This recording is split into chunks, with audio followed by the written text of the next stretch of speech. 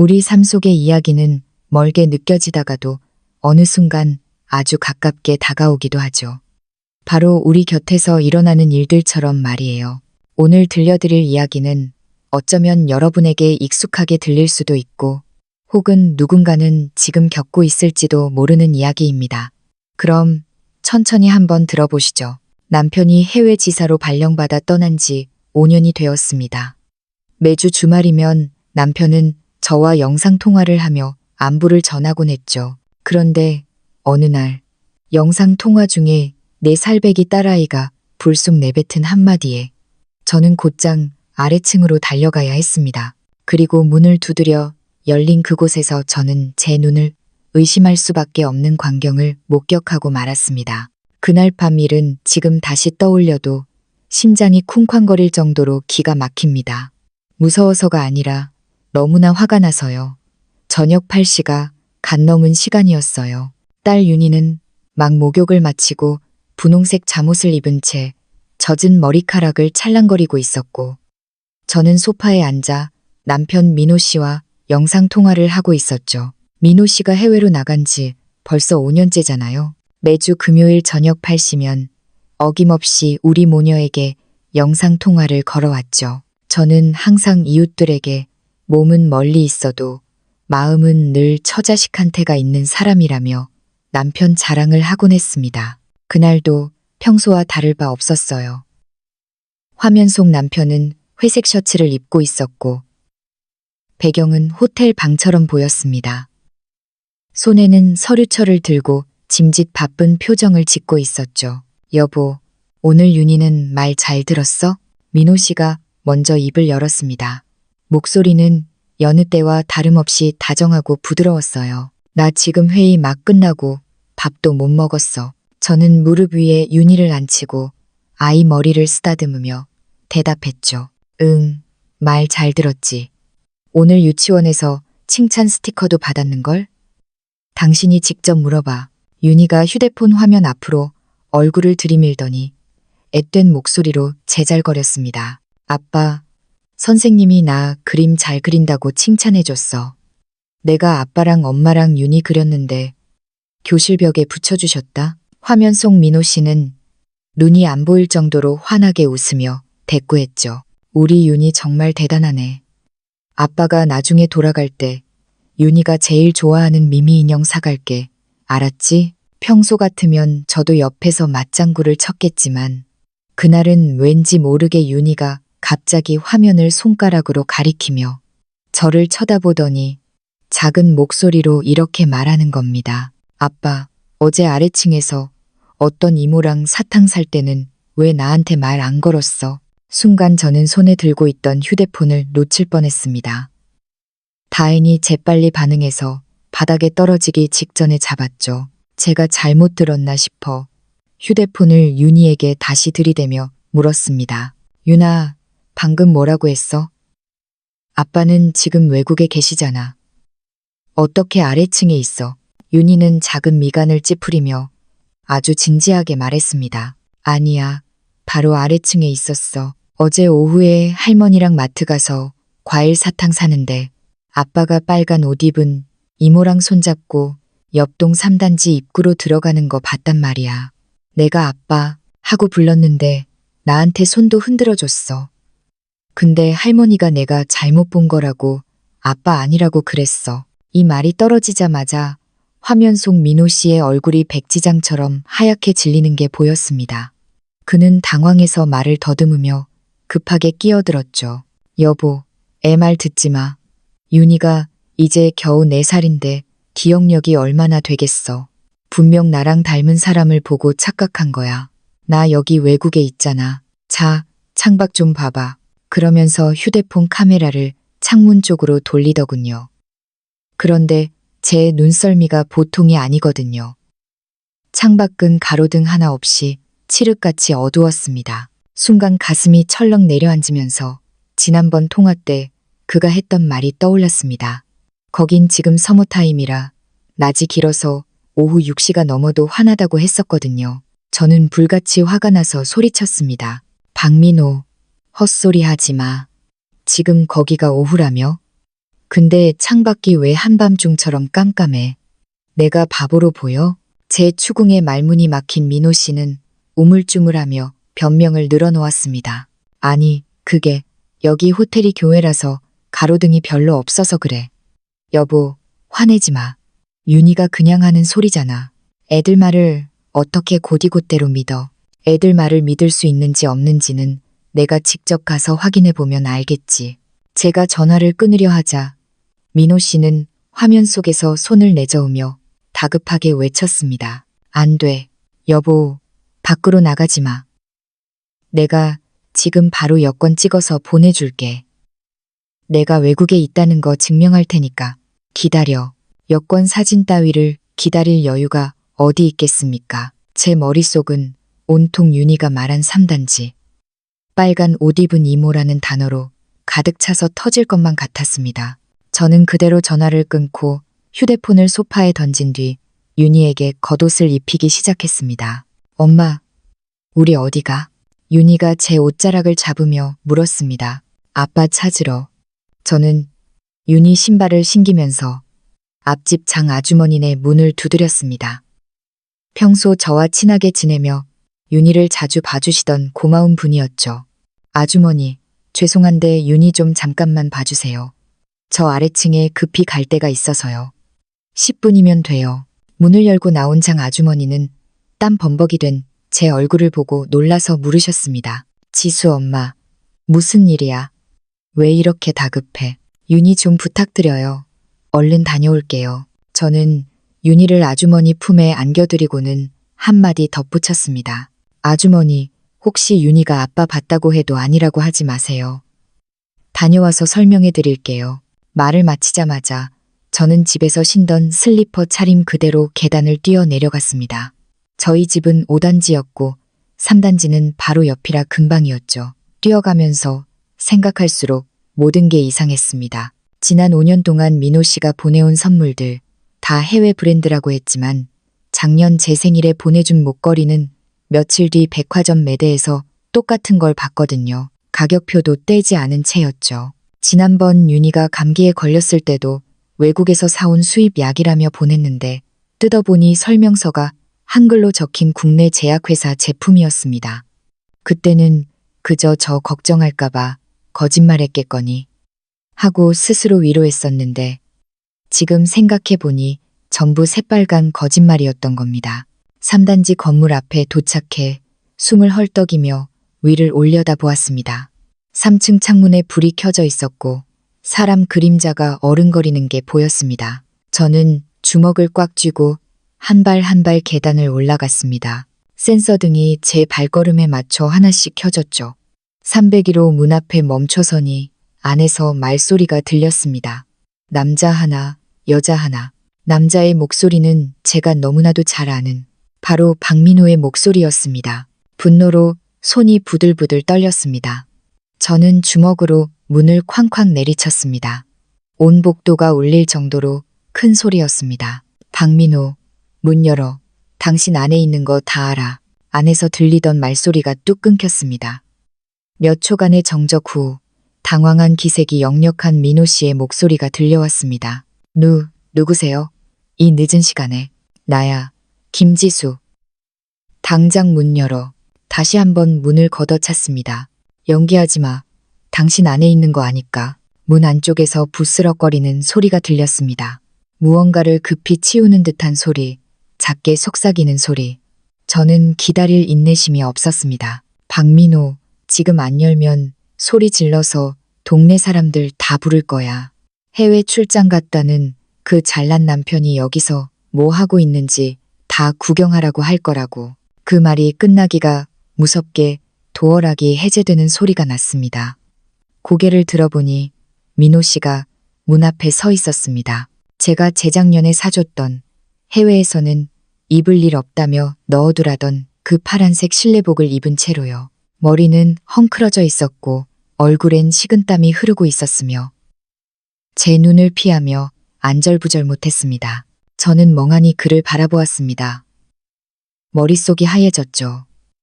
민호 씨는 얼른 집 안쪽을 몸으로 가리며 목소리를 낮췄습니다. 여보, 왜 왔어? 당신이 생각하는 그런 거 아니야. 일단 들어와서 얘기해. 내가 설명할게. 제가 입을 떼기도 전에 안쪽에서 앙칼진 여자 목소리가 들려왔습니다. 오빠, 누구야? 왜 이렇게 시끄러워? 그제야 정신이 번쩍 들었습니다.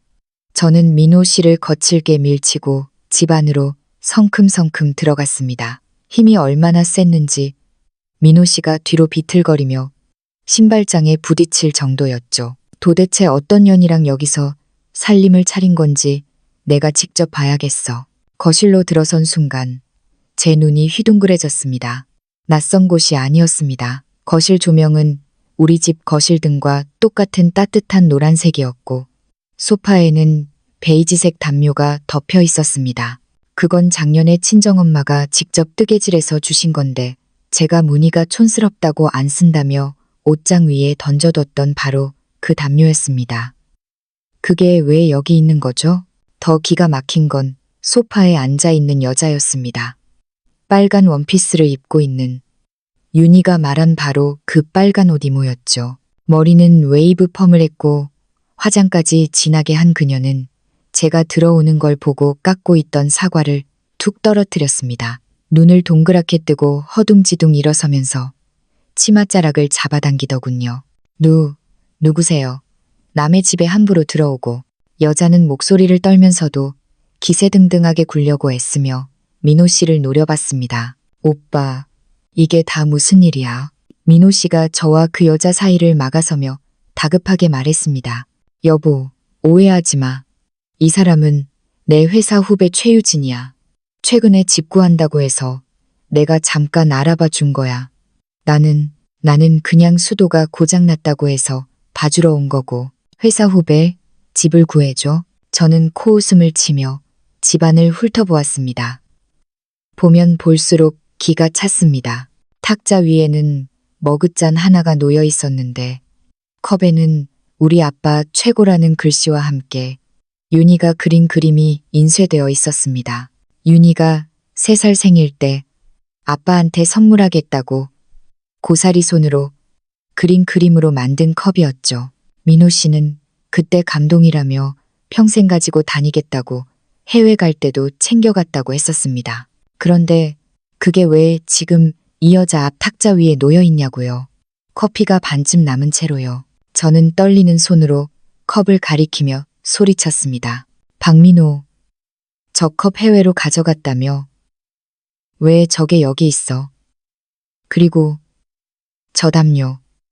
우리 엄마가 떠준 건데 당신이 갖다 버리라고 했던 거잖아. 왜 저 여자 소파에 깔려 있냐고. 그제야 상황 파악이 된 최유진은 얼굴이 불그락푸르락해지더니 민호 씨의 팔을 잡아 끌며 말했습니다. 오빠, 이 여자가 오빠 와이프야? 오빠가 그랬잖아, 와이프랑은. 입 다물어. 민호 씨가 황급히 말을 자르며 저에게 다시 변명을 시작했습니다.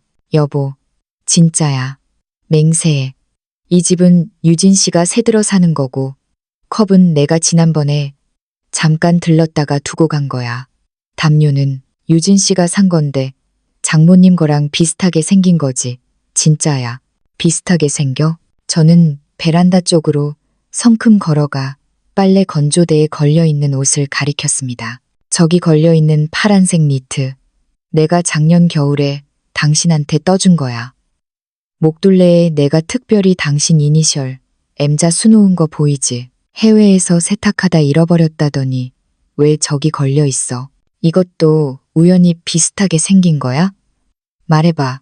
민호 씨는 제가 가리키는 곳을 보더니 얼굴이 홍당무처럼 빨개져서 아무 말도 못했습니다.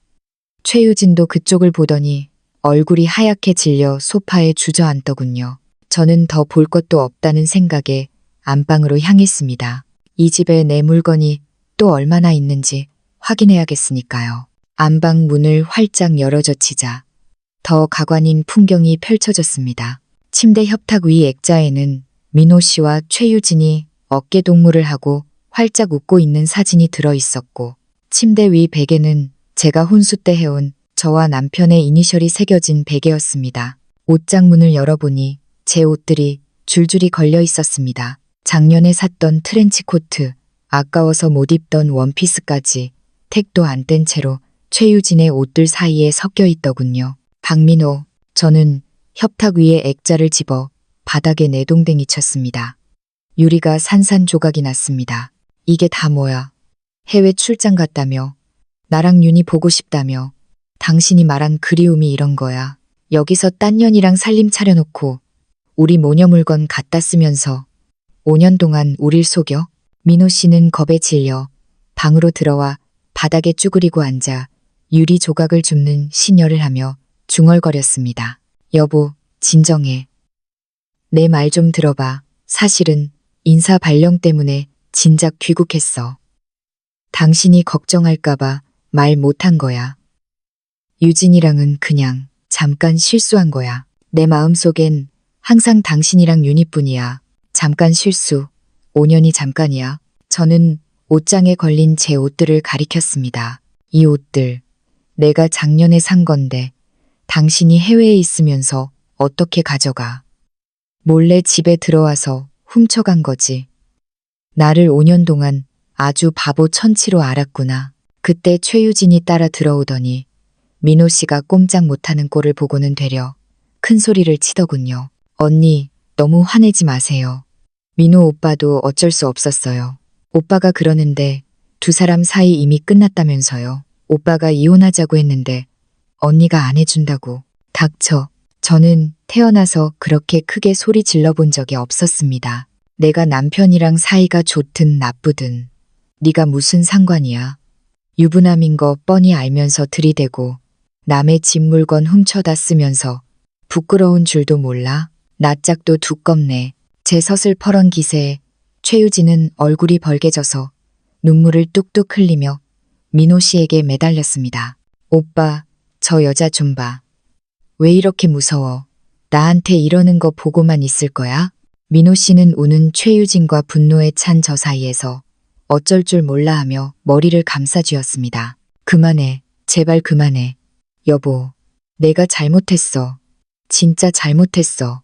이혼만은 안 돼. 나 이제 유진이랑 정리할게. 당신이랑 윤희만 보고 살게, 응?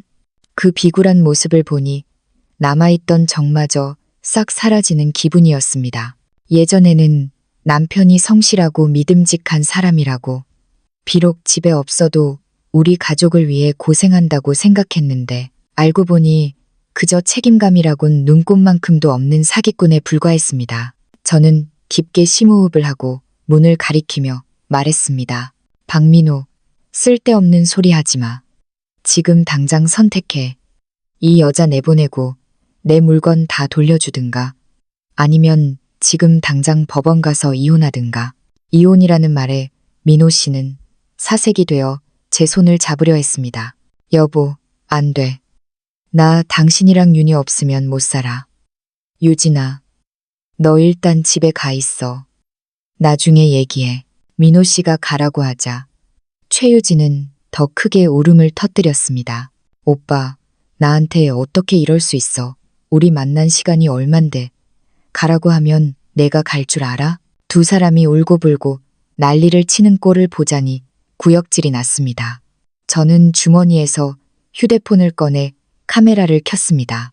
방 안의 옷, 액자, 컵, 그리고 질질 짜고 있는 두 사람을 향해 셔터를 눌러댔습니다. 찰칵, 찰칵. 여보, 뭐 하는 거야? 찍지 마. 민호 씨가 달려들어 휴대폰을 뺏으려 했습니다. 증거 남기는 거야. 저는 뒤로 물러서서 휴대폰을 주머니에 넣었습니다. 박민호, 오늘 일 이걸로 안 끝나.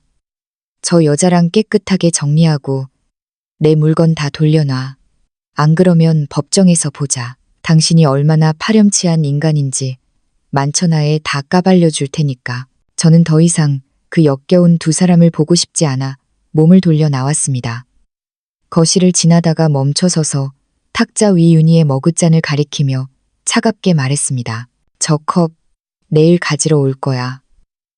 엄마가 떠준 담요랑 내 옷들도 하나도 빠짐없이 다 챙겨놔. 하나라도 없으면 이혼 소송은 물론이고 당신 회사에 가서 다 뒤집어 엎을 줄 알아.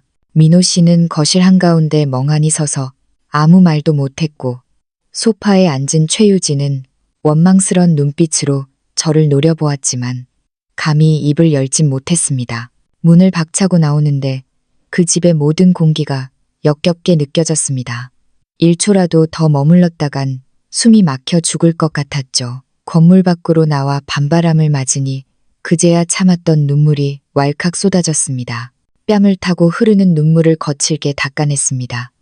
울어서 뭐 하겠어요. 남편은 5년이나 저를 속였습니다. 더 이상 약해져선 안 됩니다. 저 자신을 위해서, 그리고 우리 윤희를 위해서라도 독해져야 했습니다. 3단지를 빠져나와 몇 걸음 걷지도 않았는데 뒤에서 다급한 발소리가 들렸습니다. 돌아보니 민호 씨가 슬리퍼 바람으로 헐레벌떡 쫓아오고 있었습니다. 여보, 잠깐만. 내 말 좀 들어봐. 목소리에 다급함이 묻어났지만 저는 무시하고 걸음을 재촉했습니다. 윤희가 있는 장 아주머니 댁으로 가는 길이었으니까요. 아이에게 부모가 싸우는 모습을 보여주고 싶지 않았습니다. 민호 씨는 제 기세에 눌려 더 가까이 오지는 못하고 뒤에서 주절주절 변명을 늘어놓았습니다. 나 귀국한 건 회사 발령 때문이었어. 프로젝트 안정되면 당신한테 서프라이즈 해주려고 했는데 윤희가 먼저 봐버린 거야. 유진이는 그냥 인턴 사원인데 갈 데가 없다고 해서 내가 방 구해준 거고 진짜 아무 사이 아니야. 장 아주머니 댁 문 앞에 도착해 저는 표정을 갈무리하고 초인종을 눌렀습니다. 문을 열어준 장 아주머니는 윤희를 안고 계셨는데 제 뒤에 서 있는 민호 씨를 보고 깜짝 놀라셨습니다. 어머, 민호 아빠 아니야? 외국에 있다더니 언제 왔어? 민호 씨가 억지 웃음을 지으며 다가오려 했습니다. 아주머니, 그게 아주머니라고 부르지 마. 듣기 싫으니까. 제가 말을 자르고 윤희를 받아 안았습니다. 윤희는 제 품에 안기자마자 옷자락을 꽉 쥐고 고개를 제 목덜미에 파묻으며 작게 속삭였습니다. 엄마, 아빠 무서워. 가슴이 미어지는 것 같았습니다. 저는 윤희를 다독이며 장 아주머니께 인사했습니다. 아주머니, 오늘 정말 감사했어요. 저희 먼저 갈게요. 그리고는 민호 씨 쪽은 쳐다보지도 않고 우리 집으로 향했습니다. 민호 씨가 따라오려 하자 제가 쏘아붙였습니다. 따라오지 마. 한 발자국만 더 오면 경비실에 신고할 거야. 그제야 민호 씨는 제자리에 멈춰 섰습니다. 장 아주머니도 분위기가 심상치 않음을 느끼고 민호 씨 팔을 잡으셨습니다. 자네, 지수 엄마랑 무슨 일이야? 말로 잘 풀어야지. 애 놀라게 이게 무슨 짓인가. 저는 뒤도 안 돌아보고 엘리베이터를 탔습니다. 집에 들어와 문을 잠그고 나서야 긴장이 풀리는 듯 했습니다.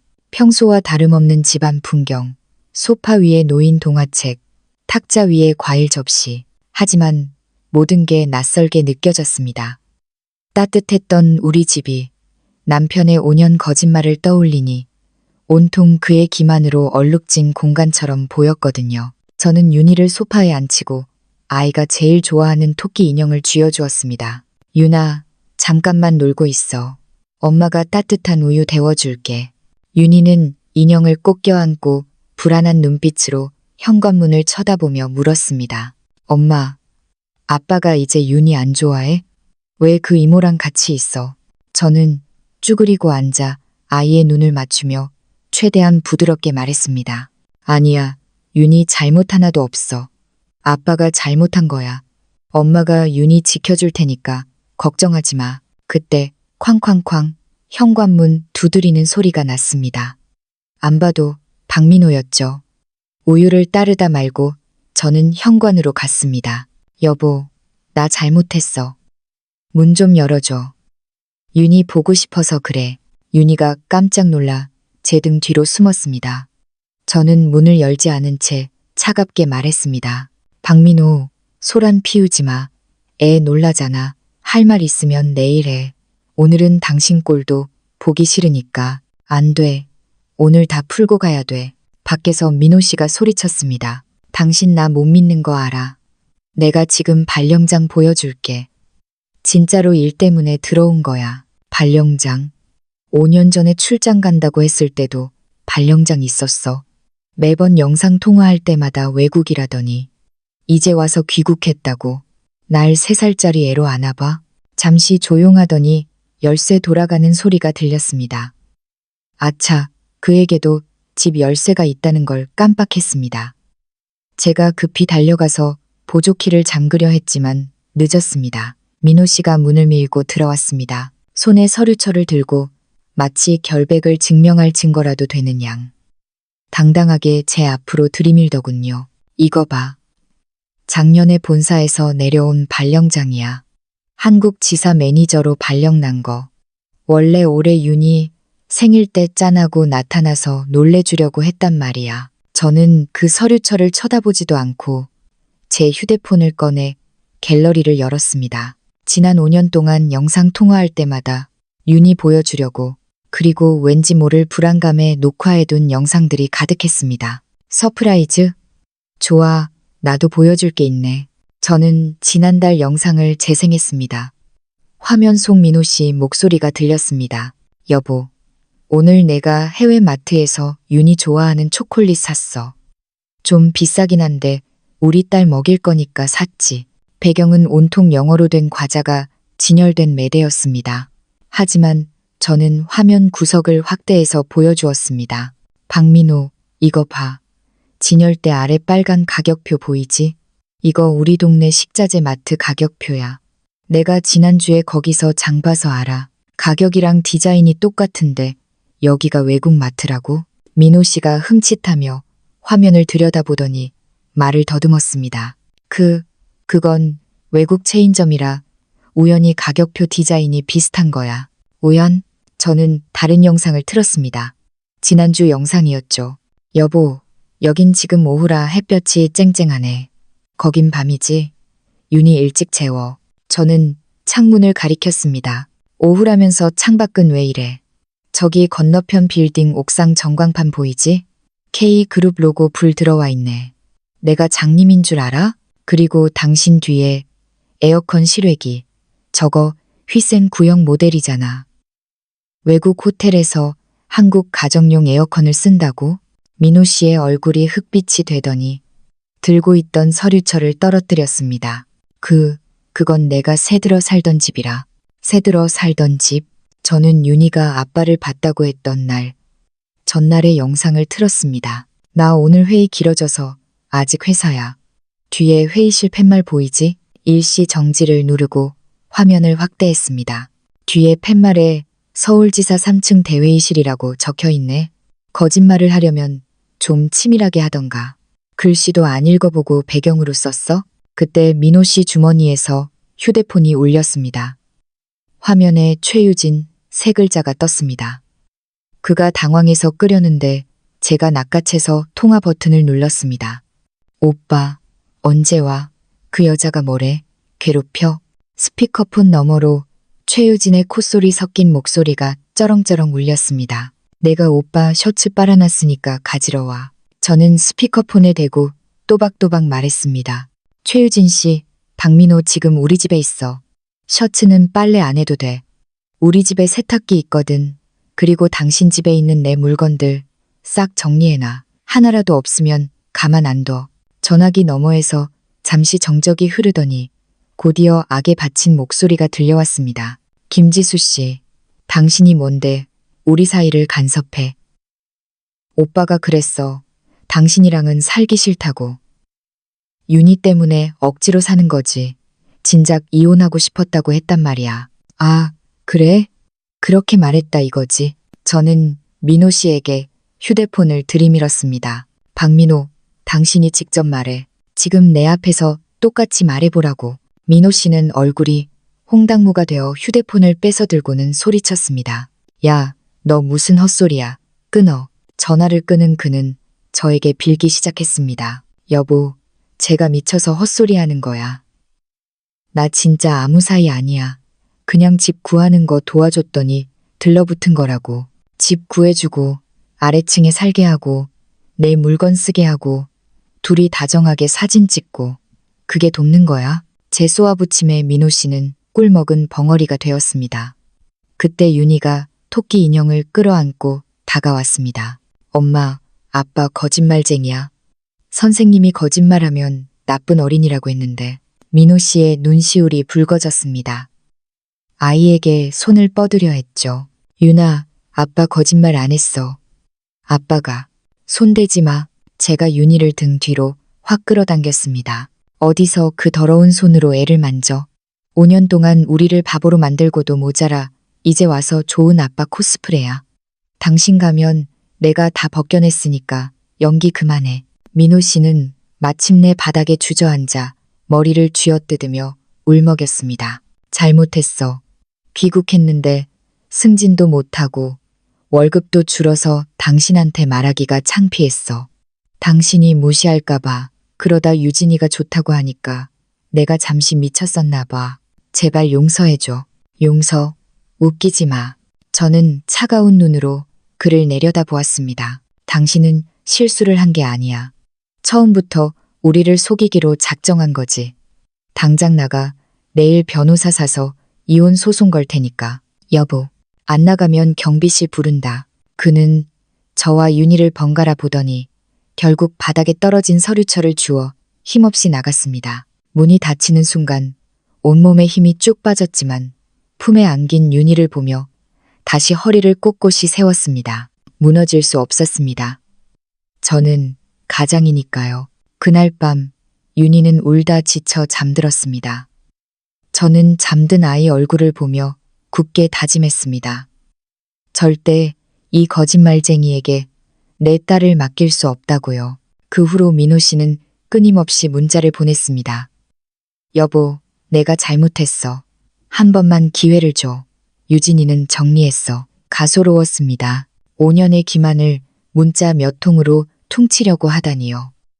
저는 그를 차단하고 증거 수집에 몰두했습니다. 집안을 뒤져 그가 해외 특송이라며 보냈던 택배 송장을 찾았습니다. 보낸 주소를 보니 역시나 우리시 외곽의 물류센터거나 도매시장이더군요. 이것들도 다 모아두었습니다. 다음 날 아침 일찍 눈이 떠졌습니다. 문 밖을 보니 민호 씨가 두고 간 분홍색 장난감 상자가 놓여 있었습니다. 윤희가 노래를 부르던 노래하는 미미 인형이었습니다. 마음이 짠했지만 다시 상자를 내려놓았습니다. 장난감 하나로 덮을 수 있는 일이 아니니까요. 아침 9시가 되자마자 앞집 장 아주머니와 함께 301호로 갔습니다. 혹시 몰라 휴대폰 녹음 기능을 켜두었죠. 문을 두드리니 부스스한 모습에 최유진이 나왔습니다. 장 아주머니를 보더니 인상을 찌푸리더군요. 짐 가지러 왔으면 곱게 가져가지 웬 남을 데리고 와요. 내 짐 챙기는 거 증인 서줄 분이니까 신경 꺼. 짐은 다 쌌어? 제가 밀고 들어가자 최유진은 소파 구석을 가리켰습니다. 제 담요와 옷까지 유니컵이 놓여 있었습니다. 그런데 베란다를 보니 제가 엄마한테 선물 받은 또 다른 양모 스카프가 걸려 있는 겁니다. 저것도 내 거야. 그리고 침대 옆에 윤희 머리핀도 내놔. 최유진이 발뺌하려 하자 장 아주머니가 나섰습니다. 아가씨, 저 스카프에 JS라고 지수 이니셜 박힌 거 안 보여? 남의 남편 뺏는 것도 모자라 물건까지 탐내? 젊은 사람이 왜 그렇게 살아? 장 아주머니의 호통에 최유진은 얼굴이 빨개져서 스카프를 던져주었습니다. 저는 물건들을 하나하나 챙기며 동영상을 찍었습니다. 이거 다 증거로 남기는 거야. 나중에 딴소리하면 절도죄로 신고할 거니까. 물건을 다 챙겨 나오면서 최유진에게 경고했습니다. 민호 씨가 너한테 쓴 돈, 그거 다 우리 부부 공동 재산이야. 이혼 소송 끝나면 너한테 청구할 거니까 준비하고 있어. 최유진은 부들부들 떨며 아무 말도 못했습니다. 집에 돌아와 저는 본격적으로 이혼 준비를 시작했습니다. 친구 소개로 유능하다는 이 변호사님을 찾아갔죠. 모아둔 증거들, 동영상, 녹취록, 가짜 출장 증명서, 택배 송장, 그리고 민호 씨의 은행 거래 내역까지 싹 다 보여드렸습니다. 민호 씨 계좌 비밀번호를 예전에 가계부 쓴다고 받아 적어둔 게 신의 한 수였죠. 내역을 보니 매달 생활비 150만 원 보내주면서 최유진한테는 월 60만 원씩 이체하고 명품 가방에 목걸이까지 사다 바쳤더군요. 이 변호사님은 서류를 훑어보더니 확신에 찬 목소리로 말씀하셨습니다. 김지수 씨, 증거가 아주 차고 넘치네요. 부정행위, 재산 은닉, 허위사실 유포, 위자료 청구는 물론이고 양육권도 100% 가져올 수 있습니다. 그리고 상간녀에게 간 돈도 부당이득 반환 청구 소송으로 받아낼 수 있고요. 그 말을 들으니 꽉 막혔던 속이 뻥 뚫리는 기분이었습니다. 소송이 진행되는 동안 민호 씨는 몇 번이고 찾아와 빌었습니다. 심지어 윤희에게까지 와서 아빠가 미안해 하며 울더군요. 하지만 이미 늦었습니다. 윤희는 아빠를 무서워했고 저도 그에게 눈꽃만큼의 미련도 없었습니다. 최유진에게 쓴 돈을 받아내는 과정도 만만치 않았습니다. 그녀가 이사간 원룸까지 장 아주머니와 함께 찾아갔죠. 돈 없어. 배째, 처음엔 이렇게 나오더군요. 제가 통장 내역과 그녀가 SNS에 올린 명품 사진들을 들이밀며 말했습니다. 법대로 할까? 6,900만 원 약 5년치 생활비 및 선물 비용 환산. 토해낼래? 아니면 지금 가진 명품 다 내놓고 각서 쓸래? 소송 걸리면 변호사 비용까지 네가 다 물어야 할 텐데. 장 아주머니도 옆에서 거들었습니다. 아가씨, 인생 길어. 전과자 되고 싶어? 좋게 말할 때 내놔. 결국 최유진은 울면서 장롱 속에 숨겨둔 명품 가방과 목걸이를 꺼내왔고 남은 금액에 대한 차용증까지 써주었습니다. 그것들을 받아들고 나오는데 정말이지 10년 묵은 체증이 내려가는 것 같았습니다. 드디어 재판 당일 저는 깔끔한 정장을 입고 법정에 섰습니다. 민호 씨는 초췌한 모습으로 변호사도 없이 혼자 나왔더군요. 판사님 앞에서 그는 실수였다, 가족을 사랑한다며 변명했지만 제가 제출한 빼도 박도 못할 증거들 앞에서는 고개를 숙일 수밖에 없었습니다. 판결은 완벽한 제 승리였습니다. 이혼 확정, 양육권 및 친권 저에게 지정, 양육비 월 200만 원 지급, 그리고 재산 분할에서도 제가 기여도를 인정받아 살던 아파트를 가져오게 되었습니다. 법원을 나서는데 햇살이 그렇게 눈부실 수가 없더군요. 윤희가 달려와 제 품에 안겼습니다. 엄마, 이제 우리 둘이 사는 거야? 응, 이제 엄마랑 윤희랑 행복하게 사는 거야. 아무도 우리 못 괴롭혀. 그 후로 저는 예전 경력을 살려 중소기업 회계팀에 재취업했습니다. 처음엔 힘들었지만 일하는 즐거움을 되찾으니 하루하루가 활기찼죠. 첫 월급 탄 날, 윤희와 함께 바닷가로 여행을 갔습니다. 파란 바다를 보며 에르르 웃는 윤희를 보니 비로소 실감이 났습니다. 아, 내가 옳은 선택을 했구나. 나중에 들으니 민호 씨는 회사에서 불륜 사실이 소문나 권고사직 당하고 최유진과도 돈 문제로 싸우다 헤어졌다고 하더군요. 지금은 고시원을 전전한다나 뭐라나 인과응보라는 말이 딱 맞죠. 여러분, 제 긴 이야기 들어주셔서 감사합니다. 제가 겪어보니 알겠더라고요. 배우자의 배신 앞에서 절대 마음 약해지지 마세요. 아이를 위해서 참는다. 아니요. 거짓말 속에 사는 아이가 더 불행합니다. 증거를 모으고 내 권리를 찾고 당당하게 홀로 서세요. 경제권도 꼭 쥐고 있어야 합니다. 제가 남편 계좌를 몰랐다면 그 돈을 다 찾을 수 있었을까요? 그리고 무엇보다 내 편이 되어줄 사람들을 곁에 두세요. 장 아주머니와 친구들의 응원이 없었다면 저도 무너졌을지 모릅니다. 지금 혹시 힘든 시간을 보내고 계신 분이 있다면 제 이야기가 조금이나마 힘이 되었으면 좋겠습니다. 우리는 생각보다 강합니다. 그리고 혼자서도 충분히, 아니 훨씬 더 행복하게 잘 살 수 있습니다.